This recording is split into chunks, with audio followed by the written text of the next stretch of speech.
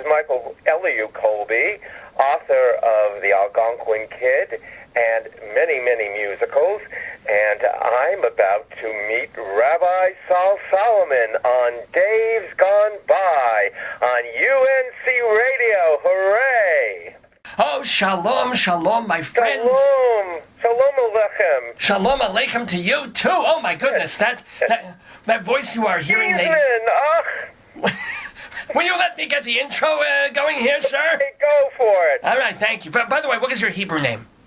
Michael. Eliyahu. Ooh. Well, my father changed it from Cohen, but it's Colby now. So it's, like the cheese. So it's Colby like the cheese, and it's Eliyahu like the Navi. All right, we got it. Here we go. We got Michael Eliyahu Colby on the radio with us here in the neighborhood on the Dave's Gone By radio program. Now, who is Michael Eliyahu Colby? I will tell you. He is the co-author of the off-Broadway musical Charlotte Sweet. He is also, he got a Drama Desk Award nomination for doing that, by the way. He's written tons of special material and songs for the likes of Tony Randall, Jack Gilford, Bruce Adler, Toba Felcher, Donna McKechnie, Robert Guccioli, Linda Lavin, and Sheldon Harnick. I'm Kvelling. I'm Kvelling. Oh, and nearly every one of those, by the way, has been a guest on the Dave's Gone By radio program of the air. So we're very, very proud of that. And he should be proud because he's a writer. He's written a book, an autobiography, The Algonquin Kid. Yes. Believe it or not, the Algonquin Hotel, the venerable hotel, the landmark historic hotel, was owned by, from 1946 through 1987, Southern Jews named Ben and Mary Bodney, and they were my grandparents. And I pretty much grew up there, and I was a real-life counterpart. Get back to the telephone. Oh, it's these New Jersey phones you can't trust. Ugh, God, New Jersey. You hear me now? Oh, I do. Yes, I can hear you now. That's much better. So, wait, your grandparents owned the Algonquin Hotel for 40 years. Tell the story of how they even came upon buying the Algonquin. It was getting kind of run down, and what happened? Yes. Well, my grandfather had a choice. He wanted to buy the Pittsburgh Pirates, but Bing Crosby got there first, and my grandmother couldn't have been happier because the legend is they spent their honeymoon at the Algonquin. She always wanted to live there. And they moved in, and they made their own history. The years from 1948 on have never been chronicled in a book before, and so much interesting stuff went on there. And I felt it was my family duty to. He said duty. Let me ask you, Michael Colby, though, that what did your grandfather do that he had the money to even consider buying the Pirates or a big hotel in New York? He made a fortune in oil, and he just decided that he wanted to invest it in something a little more glamorous, and you couldn't do better than the Algonquin Hotel. They moved there, and the place was falling apart, and like elves in the night, they restored it so the tenants didn't even know there were changes because they kept all the traditions while trying to modernize it. I mean, they were the first hotel to use electronic keys. They had air conditioning when it was really needed. And they broke a lot of barriers. I mean, this is what I'm really proud of with my family. During McCarthyism, the Algonquin was a haven for people who were blacklisted, like Jack Gilford. John Henry Falk, who was a television personality, lived there as my grandfather's guest, and he sued CBS for firing him and got an incredible settlement. And many years later, his story, Fair on Trial, was filmed by, as a TV movie, CBS. Well, and actually, I don't know if he stayed there as well, but in a week or two, the movie Trumbo will be opening. Was a regular visitor there, too. Dalton Trumbo was a visitor. But let me ask you, did your grandparents face any problems for, quote-unquote, harboring so-called communists? First of all, the theater community was different than any other community. Yeah. That was a place people could go, and also, when it was not fashionable, or my grandparents opened their doors. I was hearing stories the other day about African Americans who were not allowed to perform in New York cabarets. My grandparents, the Algonquin was the place to go. It was where people like Ella Fitzgerald and Ray Wilkins of the NAACP, Oscar Peterson stayed there and was so grateful he played at my bar mitzvah. Now, let me say also that I believe you had your bar mitzvah in Cedarhurst, New York. You know, this radio program emerged from Long Island, from the Five Towns and Great Neck. So yay! He came all the way to Cedarhurst and played at your bar mitzvah? Right, he certainly did, and it was actually at Middle Bay Country Club. He was one of a lot of people who were there. That Ernest Hollings, who was a senator and governor in South Carolina, was also one of my grandparents' great friends, and I ended up on the night of my bar mitzvah at the campaign bus of Robert Kennedy. Oh, my God. So he wished me a mazel tov, and he said he wished he could have made it, and I knew he was just really putting me on, but it was nice to hear that anyway. Yeah. He had other things to do at that time. Well, and boy, wasn't that a hole in the head when he said that? No, I kid. But you know, we're talking with Michael Colby, who had his bar mitzvah with Oscar Peterson playing. You mentioned Ella Fitzgerald. Ella Fitzgerald, and it's Gerald from Ella. But here's the deal. You knew her. I knew her. Not only did I know her, she used to serenade my grandmother whenever my grandmother was in the audience. She would do things like sing, "Bewitched, bothered Mrs. Bodney am I," and I remember sitting down for breakfast with her, and she was a big musical theater fan, and she started singing to me the song she'd heard from a new show that was coming up, and she said, "The name on everybody's lips is gonna be Roxy," and she had no idea it was going to be an Oscar-winning film one day. Well, Oscar-winning film, not to mention a big musical in 1970. So wait, what was the time frame on that? Because Chicago opened in the 70s. That was in the 70s. Yeah. But she was, I knew her from when I was a kid. She stayed there whenever she was in New York, and she used to come in with Chinese food and ice cream in the middle of the night and treat all the bellhops to it, and she was real folk. I mean, she would run up to the elevator whenever All My Children was playing. She wouldn't miss her soap. Huh. She was just an incredible lady.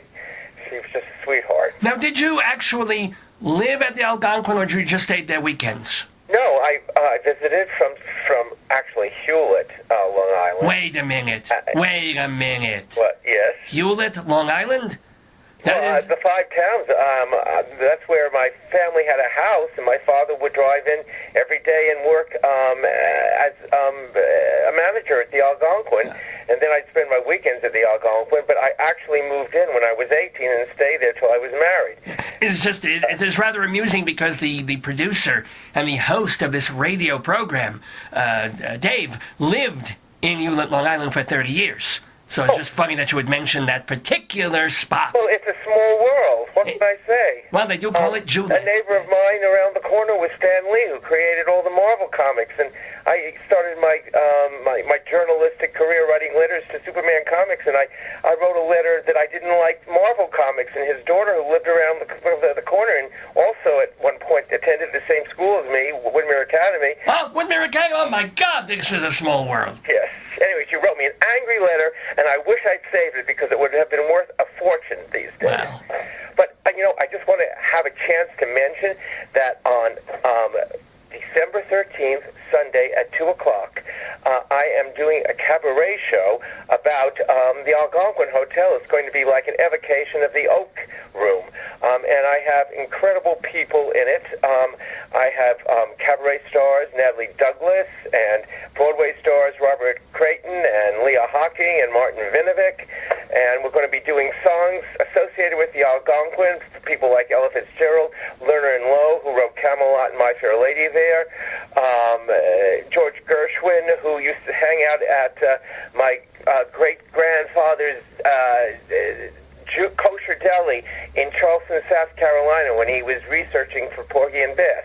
Now, wait a minute. Did you have any... Before my grandparents moved to New York, they had these associations. My parents were in Charleston first. Well, did he share any memories of George Gershwin writing or working on Porgy and Bess? Any stories about George Gershwin when he was in the Carolinas and eating at the deli? Yes. He became so close to my family that he would play his new songs from Porgy and Bess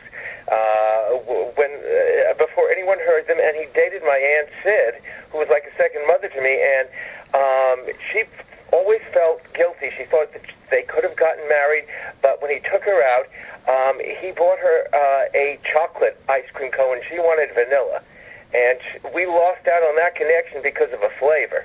Oh, well, he didn't live very long anyway, so it probably worked out. Oh, like if she had married him, maybe it would have made a difference. Oh, you know? You never know. Yeah. Yeah. Would have fed him well. They were all good cooks. Oh, I imagine so. But what do you take for your grandparents to run a hotel? I mean, it's one thing to plunk down money and buy a building. It's quite another, and it's even one thing to hire some workmen to fix it up. But you got to run the place. What was that like for them? Well, the secret was that it was hospitality. It's a small hotel, under 200 rooms, and they became personal friends of practically everyone who went there. And it was treated like a country inn. They were Southerners, and they treated everyone with that gentility. A Jewish gentility. Well, is there such a thing? I know. I mean, there is a theory that the Beverly Hillbillies were in part based on my grandparents, because my grandfather never made it through school. And here you have these people from Charleston, suddenly the owners of this great cultural center where all the literati gathered. And he was an oil man from Tennessee. Actually, he was brought up in Chattanooga. And the family names on the Beverly Hillbillies were the Clampetts and the Bodines, and my grandparents were the Bodneys, the difference between one letter. And Paul Henning, who created the Beverly Hillbillies, used to stay there.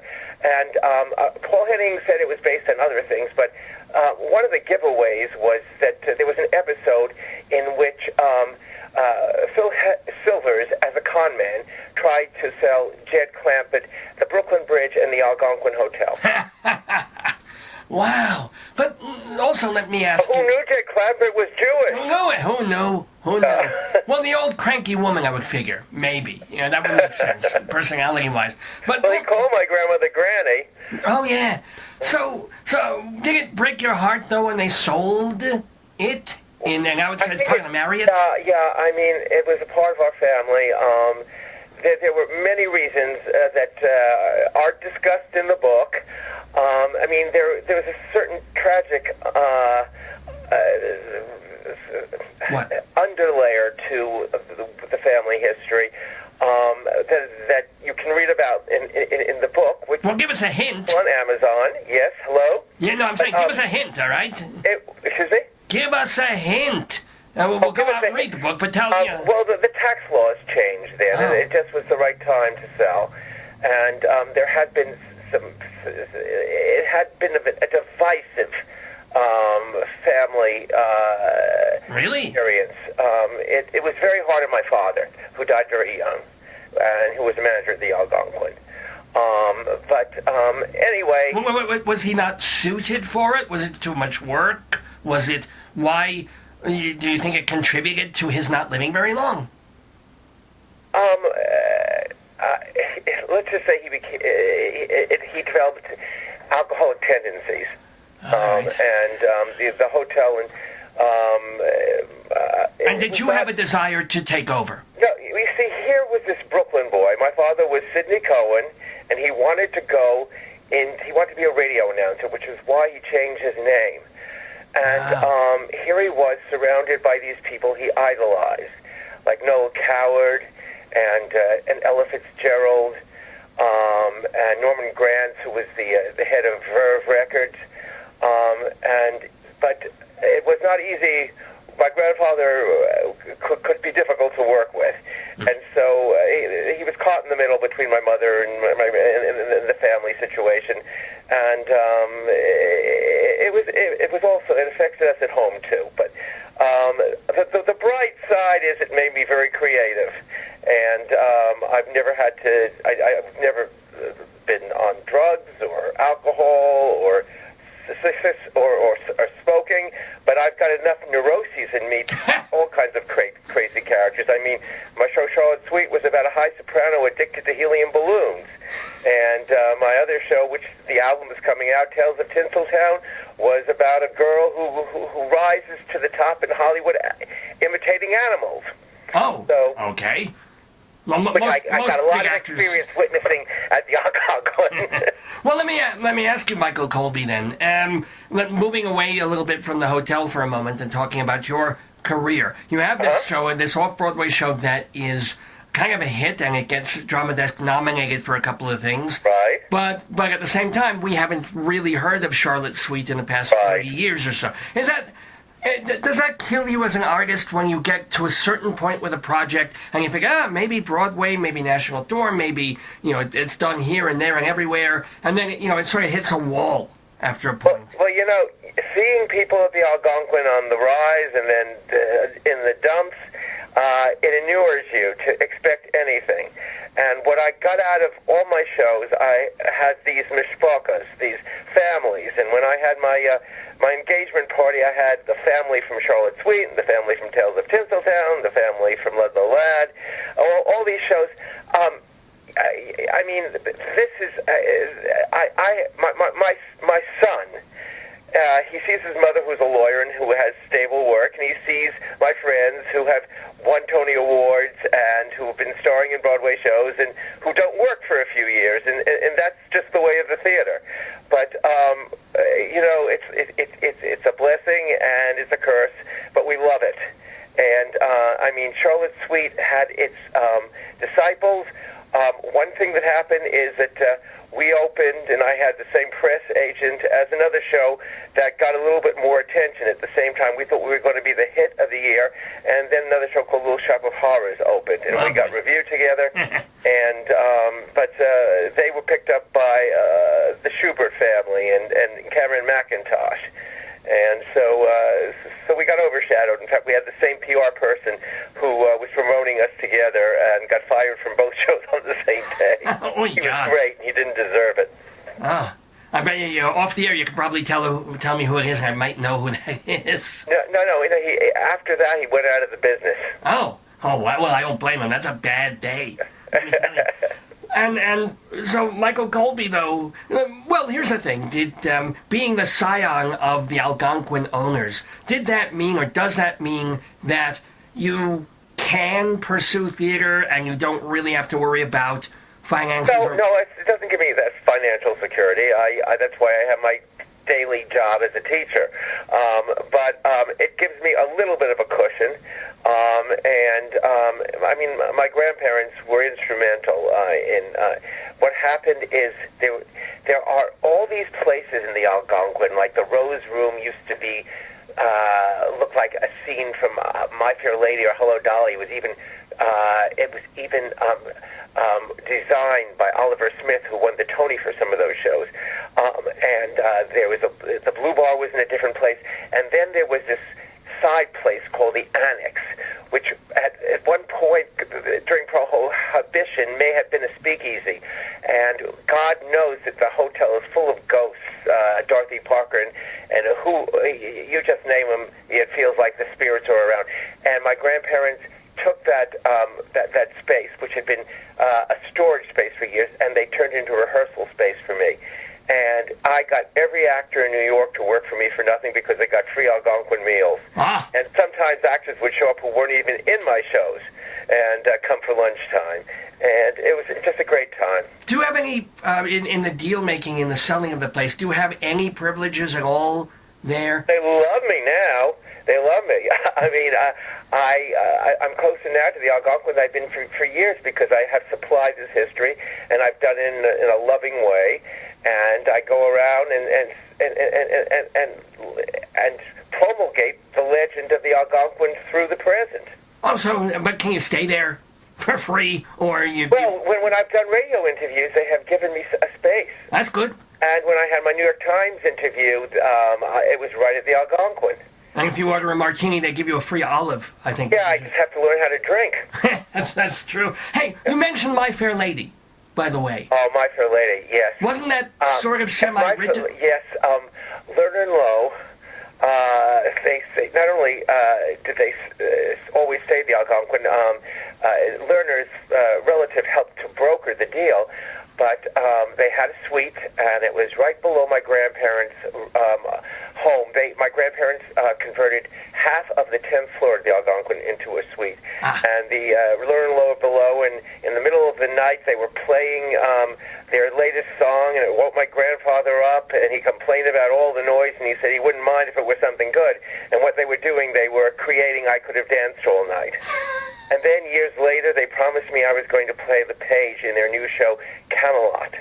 And I didn't get to play the page, but I went to camp, and I impressed the drama counselor, and I got all the leads at camp. And my family just didn't want me to go into show business. But I was my grandmother's date at the opening night of Camelot. Well, okay, but you weren't... As a young person, were you disappointed that you weren't up on stage, or was it enough to be there and watch? It was enough to the enchantment of seeing the theater, of which I witnessed a golden age of great musicals, was a prize that was beyond anything of becoming an actor whose fame is fleeting. But I got to witness so much history from afar, like a Zelig or a Forrest Gump. I saw history in the making, whether I was part of it or not. Now, was there a point in your, let's say, your 20s when you wanted to be still on stage and do acting, or was it always, I think I'll write? Are you kidding? What? This week, not only am I having the show on the 13th at Urban Stage, but my wife and I, with me singing and my wife, who's a wonderful pianist playing, are going to be doing an Algonquin Kid presentation for the Neve Shalom Hadassah. Yay! Where is that? That's in Metuchen, New Jersey. Oh, New Jersey again, okay. And I have starred in their shows, too. Oh, McMuzzle McGlick. Oh, forget the Algonquin people that you were at the Metuchen and McGay Brit. Holy cow. One of the ironies is I was the lead in Hello Mudda Hello Fada, and the person who played the lead off-Broadway played a role based on me in the original production of Tales of Tinseltown. So there are I feel like I'm my doppelganger. Well, wait, are you talking about Jason Grobb? Because he was... Yes, I'm talking about Jason Grobb. He's another friend of the neighborhood. We love Jason. Say hello to him. Yay! Yes, he played he played Elmo Green, which is partly based on me in Tales of Tinseltown. And to create the role, I played Barry in Hello Mudda Hello Fada. It really is a very, very tiny world, you know. Uh-huh. And by the way, I give you a few hints, and you name who the actor I'm mentioning. It's amazing, isn't it? And by the way, you did mention also Martin Vidnovic. He is another friend of the neighborhood, so say shalom to him when you appear with him. When it's on Sunday, not this Sunday, but next Sunday, 2 o'clock at Urban Stages, which is on West 30th Street, part of their Winter Rhythms. Singing a song from a Lerner and Lowe show that he got a Tony nomination from, Brigadoon. Oh my goodness! Among other things. So for tickets, by the way, let's tell people how they can get tickets. Oh yes. Let me tell you. You can call Urban Stages at 1-866-811-4111 and ask for the Algonquin Kid, and I'll be there to get. Well, I'm selling books and signing and saying hello and telling you anything I'm not allowed to say in the book. Oh my goodness! Like what? Yes, yeah. Who had those sleepover dates at the Algonquin? Oh, come on, give us one, please. Give us one. I don't know. Well, let's just say that Laurence Olivier and a future wife had a lot of experience at the Algonquin. Okay. Well, I thought you were going to say Laurence Olivier and a future male friend had experiences there, but okay. Well, there was I really don't know. One of the stories I do mention is how Vivian Lee, after she and Laurence Olivier split, when he was sick, my grandmother used to make him chicken soup. Oh. But she came to the Algonquin and specifically asked to see the room that he stayed in because she wanted to feel close to him. Whoa. Yeah. Little bit stalkery. Yeah, but he was gone with the wind by then. And by the way, if you want to stalk Michael Colby, you got to go get Urban Stages at that's next Sunday at 2, 866-811-4111. Again, it's that phone number. Hello.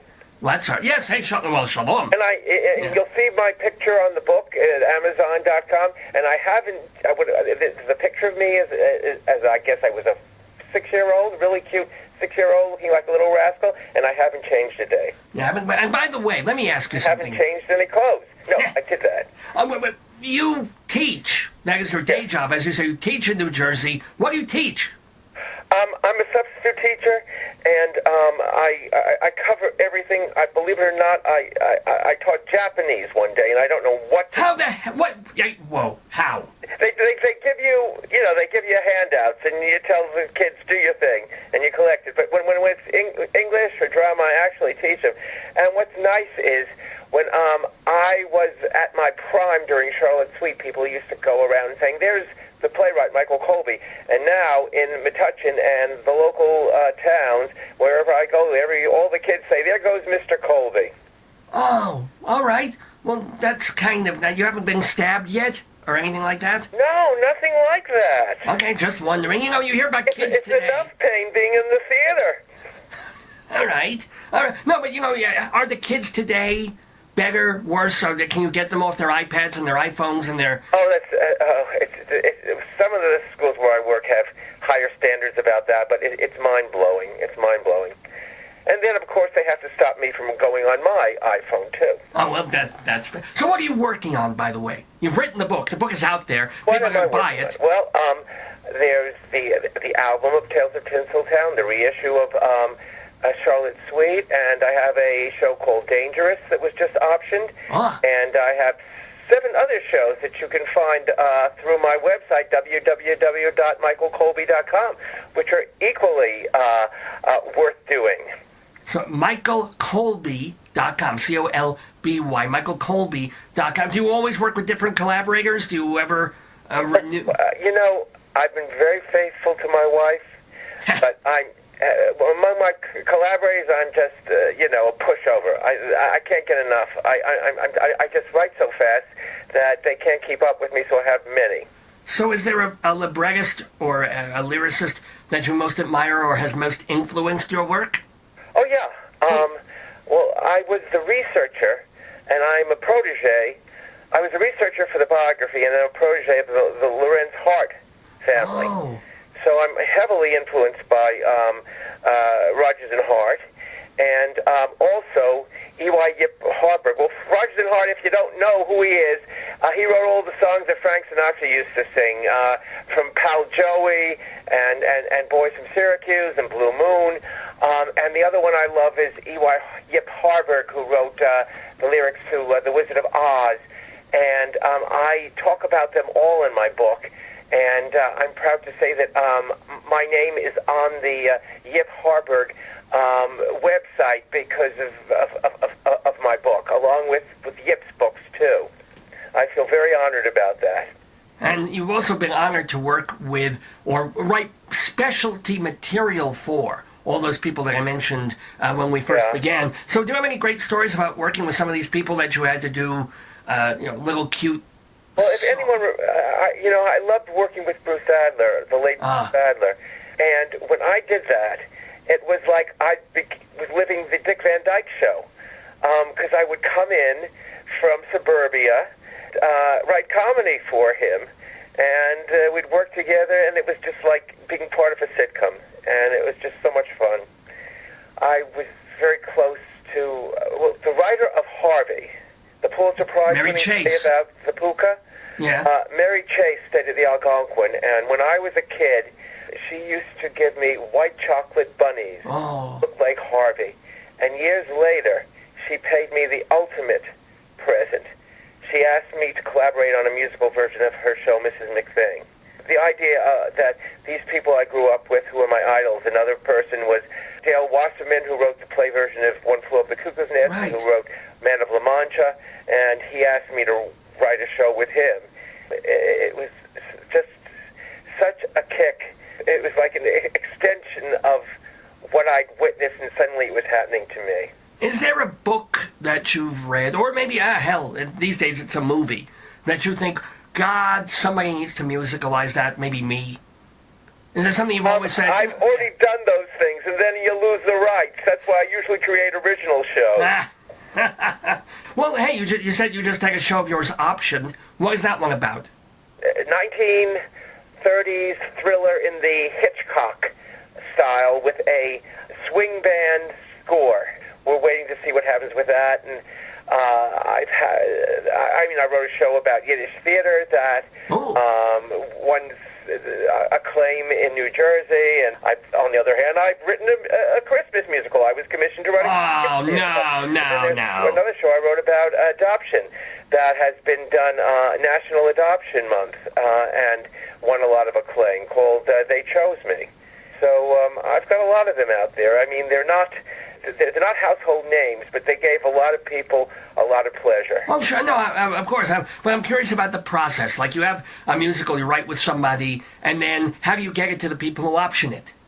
Oh, well, Richard Rogers, at Sammy Kahn said, what comes first, the words or the music, and he said the phone call, and Richard Rogers said the check. The easy part is the writing. The hard part is getting it out there, because there are so many gifted people out there. And so these days I usually get called in to work on a project. And if nice. I know what's going on, then I'll do it. Wow. Oh, that's terrific. And is there more to tell? Will there be a sequel to your book, The Algonquin Kid, or have you really told it all? I pretty much covered everything up to my family's last days. But maybe one of these days there'll be some interest in the Algonquin Kid himself. But for now, the book covers a lot beyond the Algonquin. It's the family history.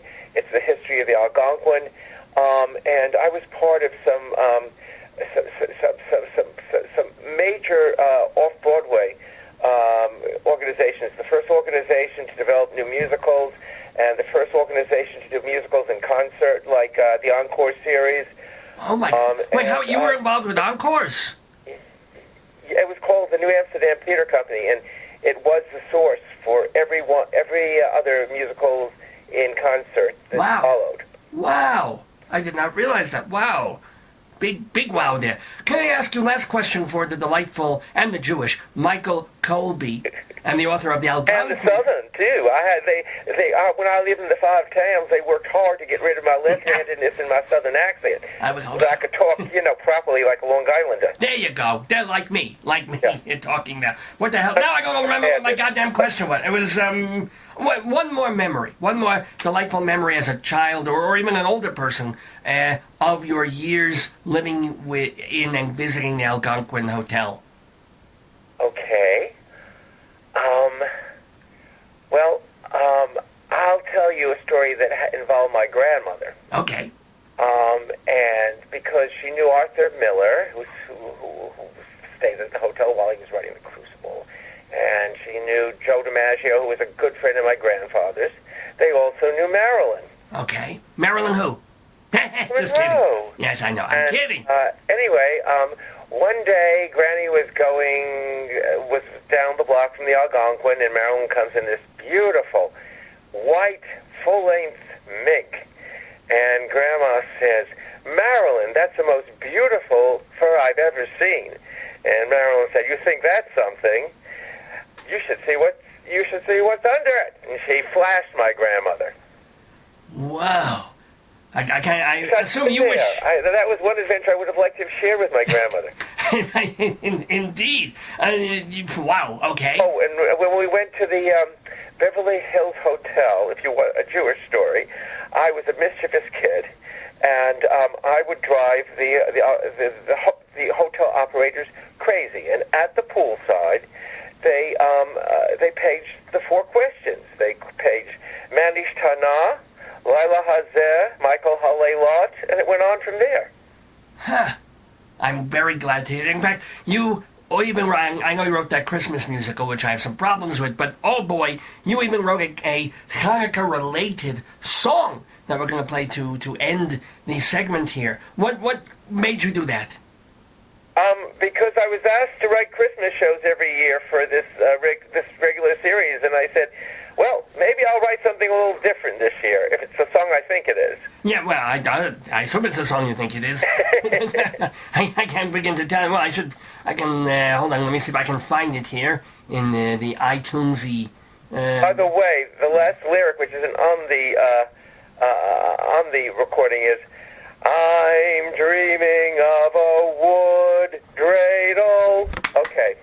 That's it. We are all dreaming of wooden dreidels here just before Hanukkah, and a week before you can go see Michael Colby himself.